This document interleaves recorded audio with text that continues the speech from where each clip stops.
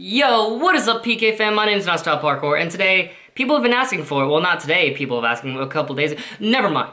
Today I got a video for you, kind of a tutorial, on overcoming fear.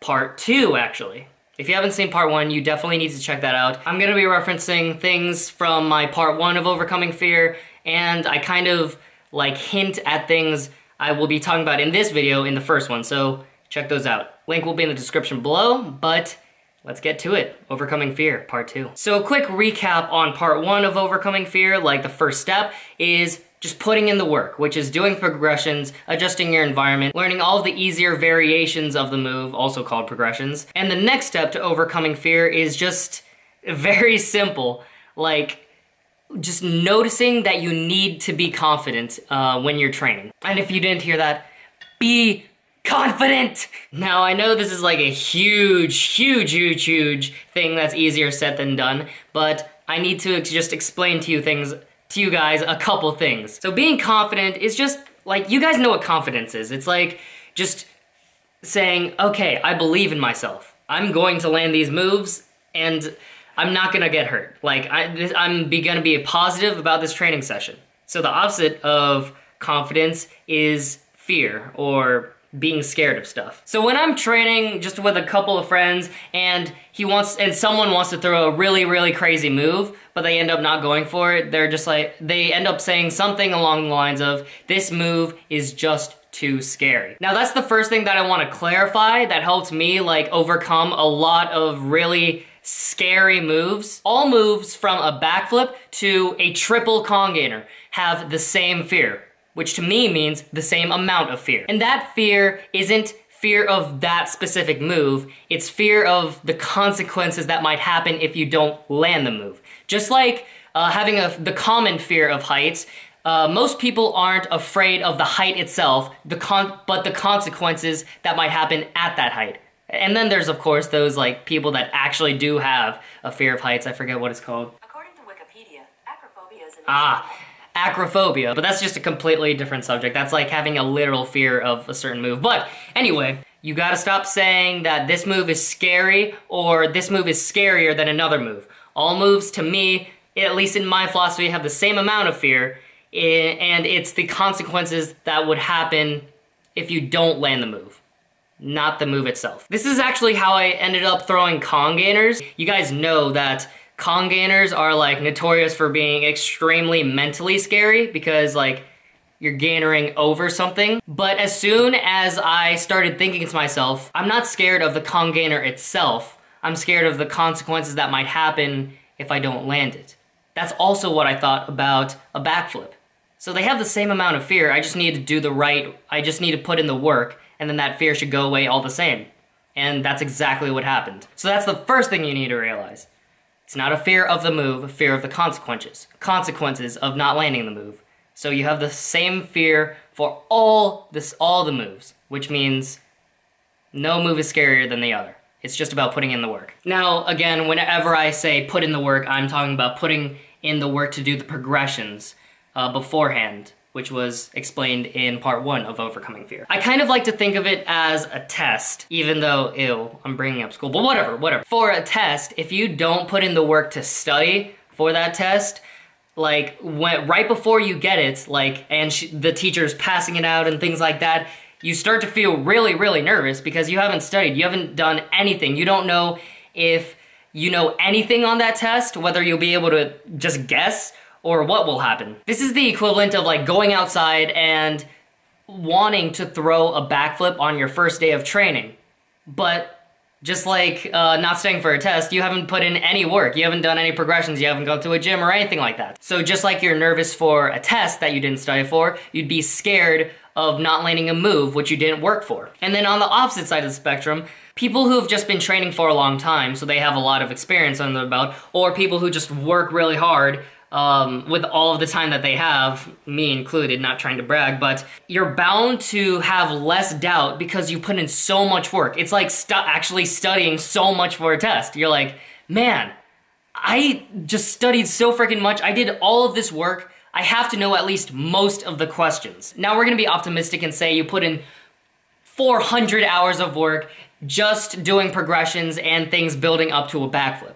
Of course, when you go outside, you're still gonna be a little scared of throwing the move because you still have a tiny bit of doubt, which is your brain just telling you, hey, make sure you know what you're doing. Most of the time, no matter how much work you put in, you will have a little bit of doubt. And that's just like, again, with the test analogy, no matter how much you study, you'll still be a little worried that there's like 1 or 2 questions that you're not ready for. But you know for the most part that you'll do well. So what I'm trying to get at is put in the work. If you put in the work, then that will help you get to this step much easier, which is just be confident in yourself. Now, I know be confident is very vague, especially just to make for a specific video, but to me, it's like the thing that made me progress the most. Just physically thinking to myself before I train, I put in so much freaking work just to get to this training session. I'm gonna be confident that I'm going to land all these moves outside that I've been working toward for 3 years now. I personally think when you're doing parkour, it's much more beneficial to be optimistic than to be pessimistic. Now, some people argue being pessimistic keeps you modest, keeps you from throwing things that you shouldn't. But if you're pessimistic a lot, then how do you know which moves you should and shouldn't throw? If you're optimistic, at least you'll realize you put in all of this work and you're like, okay, let's just do it. And then the worst thing that happens is if you put in so much work, you do get injured, because that happens to the best of us. I had a screwed up ankle from doing side fulls, and there's nothing I could do.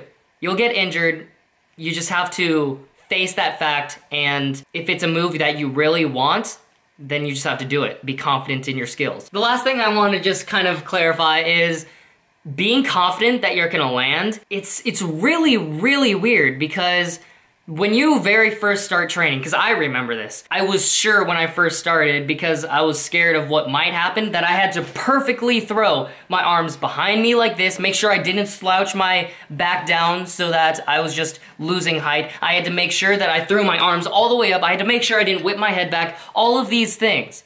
But when you get like experienced enough, you'll see all these professional athletes throwing certain backflip variations that just seem like something like backflips you shouldn't land, like Bee's Couple.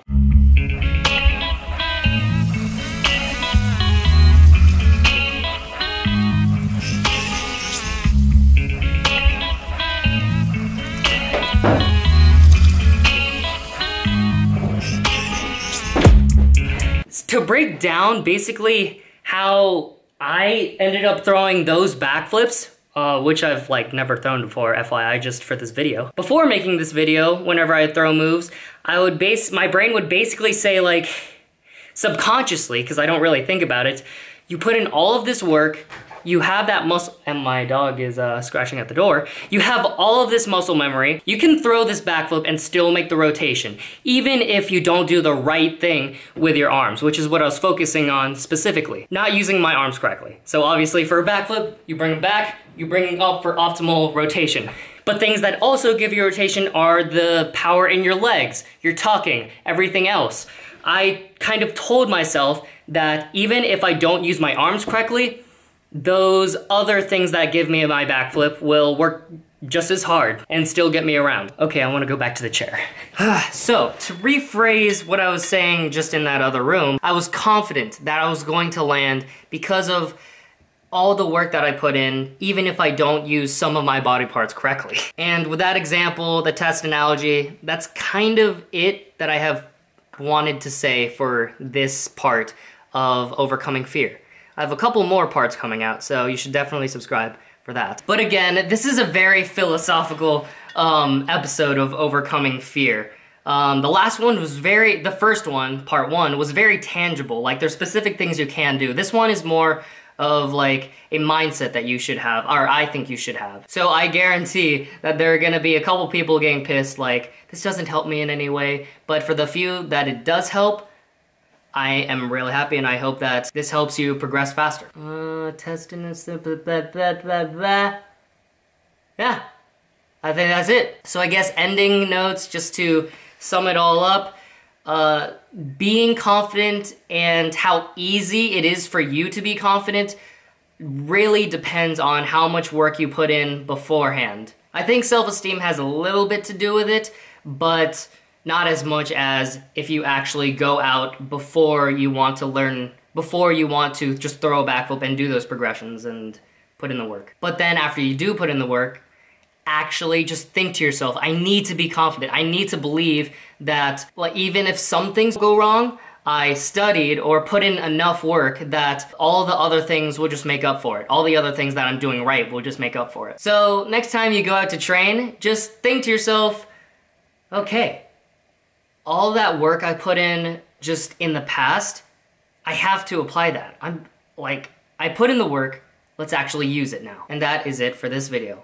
I do have a couple other parts of overcoming fear episodes planned out, so if you do want more on the subject of fear and how to overcome it, please remember to like, share, subscribe, and ring that notification bell button. You should also ring the notification bell button because I made it a goal yesterday to land scoot double fulls on flat by December. And for those of you who've been following the channel for a while, you guys know that I usually hit every goal I make. So stay tuned to see if I actually do hit scoot dubs by December. Anyway, I'll see you in the next one. PK, person.